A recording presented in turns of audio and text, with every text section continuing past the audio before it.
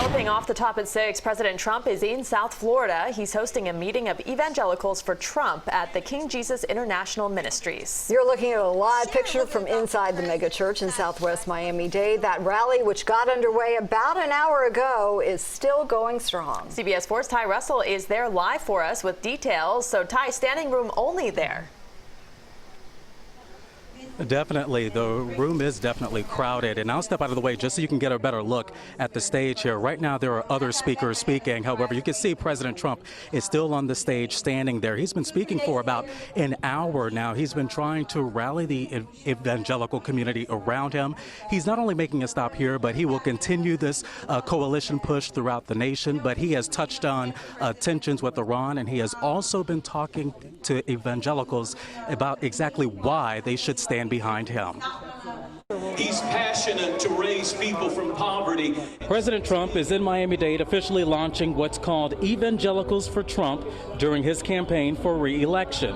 Evangelicals, Christians of every denomination and believers of every faith have never had a greater champion, not even close, in the White House than you have right now. Heidi Ruiz attends King Jesus International Ministry in West Kendall. We believe in God, and Trump too believe in God. She's a part of the 20,000-member congregation with many who are a part of the county's Latin community. I go to this church and I'm coming to pray for the president and our country. The church's pastor, Guillermo Maldonado, is an outspoken supporter of the president.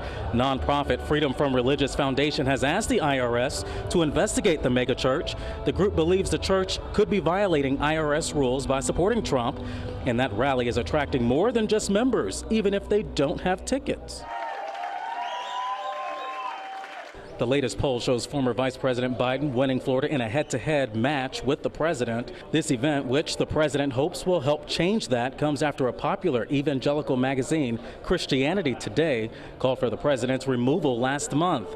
The editor wrote Trump asked a foreign leader to investigate his political opponent, which violated the Constitution, and he abused his power. Soleimani was plotting imminent and sinister attacks on American diplomats and military personnel, but we caught him in the act and terminated him.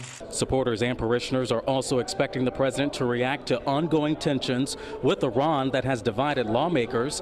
The commander-in-chief recently ordered an attack in Baghdad that killed Qasem Soleimani, who was a top general in Iran. Now, Iran has vowed revenge.